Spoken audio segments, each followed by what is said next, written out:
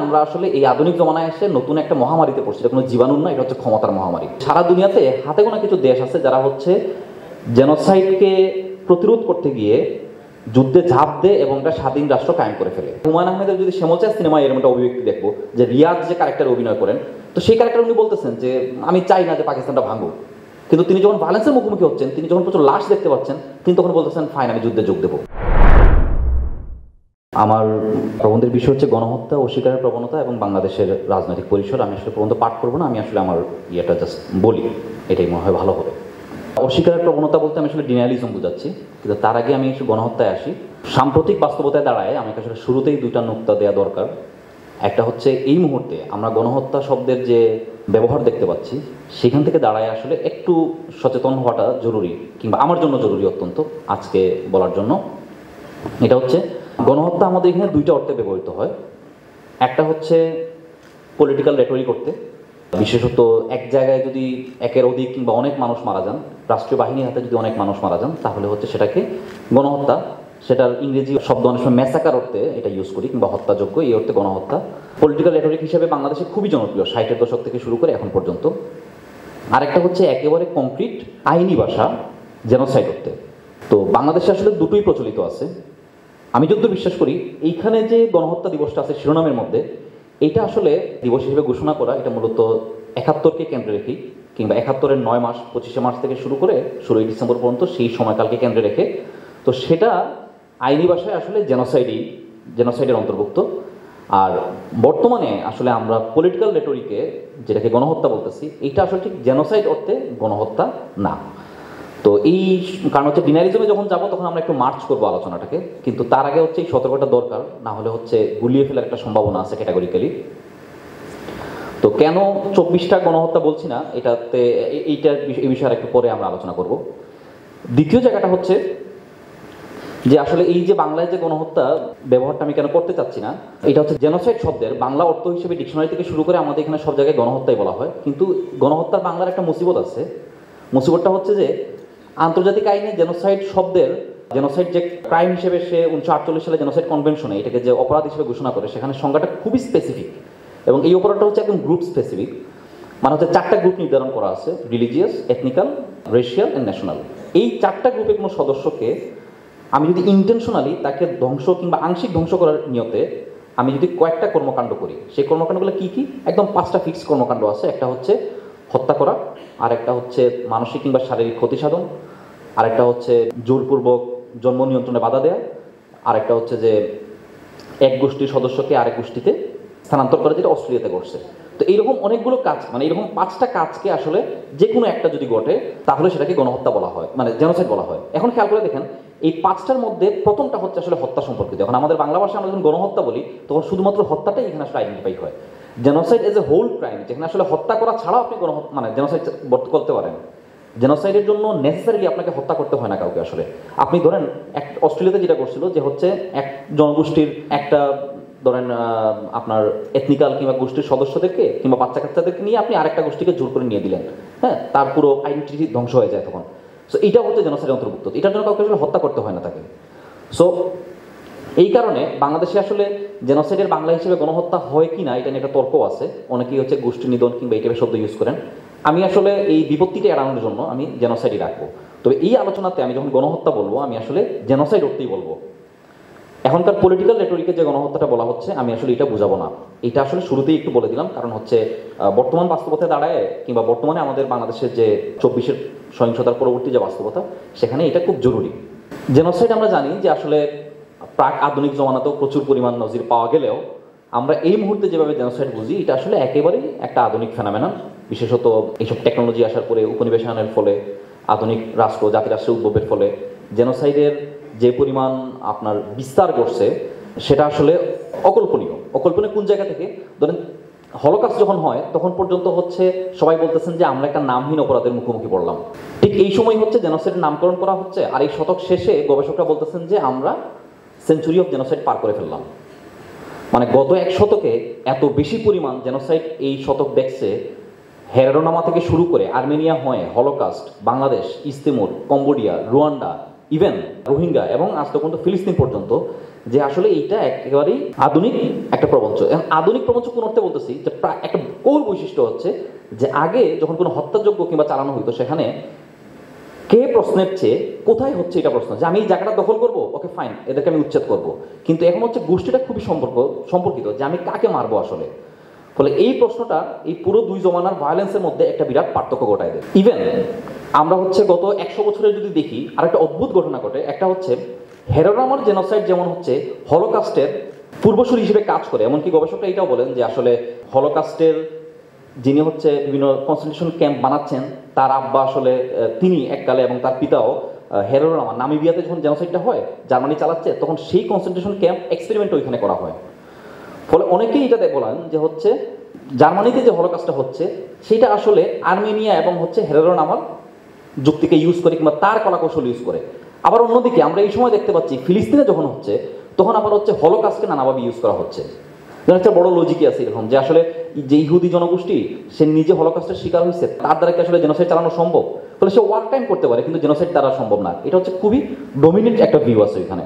ফলে গত 100 বছরে এত বেশি, যেমন আর যে রামেল নামে একজন আছেন, উনি ডেমোসাইড বলেন, উনি ঠিক জেনোসাইড বলেন না, ডেমোসাইড বলেন এই জায়গা থেকে, যে উনি একটু আলাদা করেন যে নন স্টেট অ্যাক্টর আর স্টেট অ্যাক্টরের মধ্যে রাষ্ট্র এবং সরকার যদি কোনো ভায়োলেন্স চালায়, যদি কোনো জেনোসাইড চালায়, এটাকে উনি একটা আলাদা ক্যাটাগরি দিচ্ছেন, এটা ডেমোসাইড। তো উনি দেখাচ্ছেন যে বিভিন্ন রাষ্ট্র এবং গভর্নমেন্টের হাতে গত 100 বছরে কয়েক মিলিয়ন মানুষ মারা যায়, এবং তিনি বলতেছেন যে আমরা আসলে এই আধুনিক জমানায় এসে নতুন একটা মহামারীতে পড়ছি, এটা কোনো জীবাণু না, এটা হচ্ছে ক্ষমতার মহামারী। এবং উনি দেখাচ্ছেন যে রাষ্ট্রের পাওয়ার স্ট্রাকচারের সাথে কিংবা রাষ্ট্রের ক্ষমতার ধরনের সাথে, মানে এটা অটোক্রেটিক না সেমি অটোক্রেটিক নাকি হচ্ছে ডেমোক্রেটিক, এটার সাথে আসলে অনেক বেশি ডিপেন্ড করে সে আসলে জেনোসাইড করবে কিংবা এটা ভায়োলেন্স করবে কি করবে না তার উপরে। 1971 সালে আসলে আমরা যে জেনোসাইডের মুখোমুখি হই সেটা সেই জায়গা থেকে আসলে গ্লোবাল খুব একটা আপনার বিচ্ছিন্ন কোনো ঘটনা না।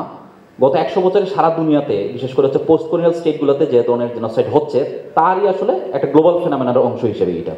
কিন্তু এখানে একটা বড় পার্থক্যের জায়গা আছে, যেটা হচ্ছে আজম স্যার একটু আগে বললেন। এমনকি আমাদের আসলে শিরোনামটা যদি আমরা দেখি সিম্বলিক্যালি হইল যে আসলে 25শে মার্চ রাতে হচ্ছে 25শে মার্চকে আমরা বলতেছি গণহত্যা দিবস, আর 26শে মার্চকে বলতেছি আমরা হচ্ছে স্বাধীনতা দিবস। এটা সিম্বলিক্যালি যদি আমরা বুঝি যে সারা দুনিয়াতে হাতে গোনা কিছু দেশ আছে যারা হচ্ছে জেনোসাইডকে প্রতিরোধ করতে গিয়ে যুদ্ধে ঝাঁপ দেয় এবং একটা স্বাধীন রাষ্ট্র কায়েম করে ফেলে। এর আগ পর্যন্ত যেটা হয়েছে আমরা অন্যান্য জায়গায় যেটা দেখি যে জেনোসাইডকে প্রতিরোধ করতেছে, আরো কয়েক বছর সংগ্রাম করতেছে, সংগ্রাম করার ফলে এক ধরনের কনসেনসাস দাঁড়াচ্ছে বাইরে কিংবা ভিতরে, তারপর অনেক বছর পরে যেমন তিমুরের যে ঘটনা যদি আমরা দেখি তখন সে স্বাধীন হচ্ছে। কিন্তু বাংলাদেশের এই ঘটনাটা একটু অদ্ভুত এই জায়গা থেকে, যে আসলে বেশ নজিরবিহীন, যে আসলে জেনোসাইডকে প্রতিরোধ করতে গিয়ে সে হচ্ছে একটা স্বাধীন রাষ্ট্র গঠন করে ফেলতেছে। এইটার আবার নানাবিধ অভিব্যক্তি আমরা দেখি। যেমন ধরেন হচ্ছেন, আমি যদি তারেক মাসুদের মাটির ময়না সিনেমাটা দেখি, আমরা জানি যে এটা হচ্ছে ওনার বাবাকে স্মরণ করে ও কেন্দ্রে রেখে, তো সেখানে দেখি যে ওই ক্যারেক্টার কোনোভাবেই মানতে পারতেছেন না যে পাকিস্তান তো আমাদের সেনাবাহিনী তো মুসলিম ভাই, তারা কেন আমাদেরকে মারবে। তো তার যুক্তিটা পুরো এলোমেলো হয়ে যাচ্ছে আসলে পাকিস্তান বাহিনীর কিংবা সামরিক এই আগ্রাসনের পরপরই। এইটা আসলে আমাদের এখানে একটা বিশাল অংশে এই যে জিনিসটা আছে, কিংবা হচ্ছে আমাদের জনগোষ্ঠীর মধ্যে প্রচুর লোক আছিলেন যারা হচ্ছে আসলে ঠিক সেই অর্থে পাকিস্তানের সমর্থকই ছিলেন, কিন্তু 25শে মার্চের কিংবা 25শে মার্চের ঘটনার পরে কিংবা জেনোসাইডাল ক্যাম্পেইনের পরে সে আসলে তার অবস্থানটা পরিবর্তন করে। এমনকি আমরা হুমায়ুন আহমেদের যদি শ্যামল চায় সিনেমায় এরকম একটা অভিব্যক্তি দেখবো, যে রিয়াজ যে ক্যারেক্টার অভিনয় করেন, তো সেই ক্যারেক্টার উনি বলতেছেন যে আমি চাই না যে পাকিস্তানটা ভাঙুক, কিন্তু তিনি যখন ভায়োলেন্সের মুখোমুখি হচ্ছেন, তিনি যখন প্রচুর লাশ দেখতে পাচ্ছেন, তিনি তখন বলতেছেন ফাইন আমি যুদ্ধে যোগ দেবো। সেই জায়গা থেকে হচ্ছে জেনোসাইডকে প্রতিরোধ করতে গিয়ে এই যে এটা বেশ উল্লেখযোগ্য ঘটনা। 2 নম্বর যে ঘটনাটা আমাদের জন্য জেনোসাইড স্টাডিজ কিংবা গুরুত্বপূর্ণ, এটা হচ্ছে বাংলাদেশ মাত্র 50 বছরে জেনোসাইডের যতগুলো ফেজ দেখা সম্ভব সব আমরা দেখে ফেলছি। যেমন হচ্ছে 71-এ বাংলাদেশ রাষ্ট্রের জন্মের প্রক্রিয়ার সাথে জেনোসাইড জড়িত, আবার 80-র দশকে এসে বাংলাদেশ রাষ্ট্রের বিরুদ্ধে অভিযোগ উঠতেছে সে পাহাড়ে জেনোসাইড চালাচ্ছে। অজস্র আন্তর্জাতিক রিপোর্ট বের হচ্ছে, অনেক গবেষণা হচ্ছে, অনেক আর্টিকেল লেখা হচ্ছে এটা নিয়ে। আবার 2017 সালে এই সময়কার সবচেয়ে সিগনিফিক্যান্ট জেনোসাইডাল একটা ইভেন্টের ভিকটিমরা বাংলাদেশে আশ্রয় নিচ্ছেন। ফলে 50 বছরে আসলে জেনোসাইডের যতগুলো অভিজ্ঞতা নেওয়া যায় বাংলাদেশ রাষ্ট্র কিংবা তার জনগোষ্ঠী এটা নিয়ে নিছে। সেই জায়গা থেকে আসলে আমাদের জেনোসাইড অধ্যয়ন যতটা প্রাগ্রসর হওয়া উচিত ছিল কিংবা যতটা শক্তিশালী হওয়া উচিত ছিল সেটা আসলে হয় নাই। একটা বড় কারণ আমি যেটা মনে করি যে আমাদের জেনোসাইড চর্চা, জেনোসাইড অধ্যয়ন এত বেশি পরিমাণ জাতীয়তাবাদী সুর এবং স্বর নিয়ে আছে, ফলে সে 71-এর বাইরে নিজেকে আর দেখতেই পারে নাই কিংবা এটাকে আর থিওরাইজ করতে পারে নাই। আমি জাস্ট জাতীয়তাবাদী সুর কিংবা স্বরের একটা ছোট উদাহরণ দিই। বছর 2 আগে জেনোসাইড ওয়াচ নামে একটা সংগঠন যারা জেনোসাইড নিয়ে কাজ করেন, খুবই বিখ্যাত, তারা হচ্ছেন বাংলাদেশের জেনোসাইডকে আন্তর্জাতিকভাবে স্বীকৃতি দেন। এইটা নিয়ে আমাদের এখানে অজস্র লেখালেখি হয়েছে, অজস্র হয়েছে। ঠিক তার কয়েকদিন আগে তো জেনোসাইড ওয়াচের আরেকটা আছে, এটা হচ্ছে জেনোসাইড অ্যালার্ট, যে আপনার কোন কোন জায়গায় জেনোসাইড হইতে পারে কিংবা কোন কোন জায়গায় নীরব জেনোসাইড হচ্ছে, এরকম প্রচুর দেয়। তো বাংলাদেশকে যখন স্বীকৃতি দেয় তার কিছুদিন আগেই তারা হচ্ছে আরেকটা বিবৃতি দেয়, যেখানে বলে যে বাংলাদেশের পার্বত্য চট্টগ্রামে এক ধরনের জেনোসাইডাল ক্যাম্পেইন চলতেছে অনেকদিন যাবত, স্লো জেনোসাইডাল ক্যাম্পেইন। এখন খেয়াল করে দেখেন, জেনোসাইড ওয়াচের একটা বিবৃতি নিয়ে আমরা সবাই লাফালাফি করলাম, কিন্তু একই সাথে আরেকটা বিবৃতি নিয়ে আমরা একদম চুপচাপ থাকলাম। আমাদের কোনো টেফু নাই, না সিভিল সোসাইটিতে নাই, না কি হচ্ছে আমাদের রাষ্ট্রীয় পর্যায়ে কোনো জায়গায় কোনো টেফু করা হইল না। এটা জাস্ট একটা ছোট এক্সাম্পল যে আমাদের জেনোসাইড ইভেন আরেকটা জিনিস বলতে পারি, এটা হচ্ছে আমাদের এখানকার জেনোসাইড চর্চা শুধুমাত্র যে জাতীয়তাবাদী তা নয়, এটা এতই উগ্র জাতীয়তাবাদী চর্চা হিসেবে আবির্ভূত হয়, সে আসলে এত বেশি পুরুষতান্ত্রিক চেহারা নিয়ে হাজির হয়। যেমন জেনোসাইড অধ্যয়নের বাংলাদেশের সবচেয়ে প্রভাবশালী নাম মুনতাসির মামুন, ওনার একটা আর্টিকেল আছে। আর্টিকেলটা হচ্ছে যে শর্মিলা বসুকে কাউন্টার করে লেখা, শর্মিলা বসু যখন বইটা লিখেন। কিন্তু আপনি খেয়াল করে দেখেন বইয়ের শিরোনামটা হচ্ছে, এবং খুবই জনপ্রিয় আর্টিকেল ছিল, আমার মনে আছে 2015-16 সালের দিকে, একজন বাঙালি রমণীর পাকিস্তান সৈন্যপ্রীতি। তো একজন গবেষক যখন আরেকজন গবেষককে কাউন্টার দিচ্ছেন, তিনি আসলে ওই গবেষকের নারী প্রীতি, নারীর সৈন্যপ্রীতি ছাড়া আর কিছুই দেখতে পান নাই। কিন্তু এই কাজগুলো আমাদের এখানে প্রচণ্ড পরিমাণ জনপ্রিয় কাজ ছিল। ফলে এইখানকার জেনোসাইড অধ্যয়নটা কেবলমাত্র যে জাতীয়বাদী হয়েছে তা না, সে ভয়াবহ পুরুষতান্ত্রিক আচরণ ধারণ করে। যারা হচ্ছে এখানে জাদুঘর নিয়ে কাজ করেন তাদের অনেকেই দেখাইছেন যে আমাদের জাদুঘরগুলোতে রেপ ভিকটিম কিংবা নারীর যে রিপ্রেজেন্টেশন সেটা খুবই ভালগার। যেমন হচ্ছেন একজন ভালো কাজ হচ্ছে আজরার রশিদ দেখাচ্ছেন যে মুক্তিযুদ্ধ জাদুঘর নিয়ে কাজ করে, যে এখানে নারীর যে রিপ্রেজেন্টেশন সেটা হচ্ছে খুবই ভালগার রিপ্রেজেন্টেশনটা এই জায়গায়। আবার ধরেন আমরা খুবই জনপ্রিয় একটা ছবি খুবই দেখছি, এটা হচ্ছে পাকিস্তানি একজন আর্মি লুঙ্গি খুলে চেক করতেছেন। তো এই ছবিটা হচ্ছে গত 40-45 বছর যাবৎ খুব প্রভাবশালীভাবে এটা আসলে একটা সিম্বল হিসেবে ইউজ করা হয়। ইভেন মুক্তিযুদ্ধ নিয়ে যারা যারাই বই লিখছেন তারা আসলে এখানে জেনোসাইড কিভাবে হয়েছে মতাদর্শ সব ব্যাখ্যা করতে গিয়ে ছবিটাকে বারে রিপ্রডিউস করছেন, প্রচুর ভাস্কর্য বানানো হয়েছে। 2011 সালে এসে নয়নিকা মুখার্জি দেখাচ্ছেন যে আসলে এই ছবিটা ভুল। এটা হচ্ছে শরণার্থী শিবিরে একজন ভারতীয় সেনা, উনি চেক করতেছেন যে শরণার্থী শিবিরে যিনি ঢুকতেছেন তার সাথে কোনো অস্ত্র আছে কিনা। 72 সালে হচ্ছে একটা পত্রিকা, দৈনিক বাংলা সম্ভবত, সেই পত্রিকা প্রথম ভুলটা করে, ক্যাপশনে ওরা হিন্দু না ওরা মুসলিম এই ক্যাপশনটা দেয়। এরপরে গত 40 বছর আমরা হচ্ছে টানা এটা করে আসছি। অথচ এই ছবির যে ফটোগ্রাফার কিশোর পারেখ হচ্ছে 72 একটা বইতে, উনার বইতে উনি বলতেছে, মানে ক্যাপশন দেয়া আছে। তো এই যে 40 বছর যাবৎ পাবলিশ হওয়া সত্ত্বেও আমরা একটা জিনিস দেখতে পেলাম না, এটা কেবল ভুল না, আসলে আমাদের কোনো গবেষক দেখতে পেলেন না, বরঞ্চ গুলাম মুর্শিদের যে বইটা, যে মুক্তিযুদ্ধের একটি নির্দলীয় ইতিহাস, তো এই বইটাও পর্যন্ত এই ছবিটা ছিল।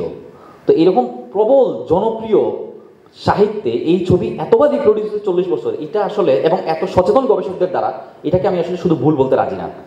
এইটা আসলে আমাদের প্রচণ্ড পরিমাণ ধরেন আমাদের চর্চার মধ্যে যে জাতীয়তাবাদী টোন কিংবা উগ্র জাতীয় টোন, তার ফলে এটা করছে।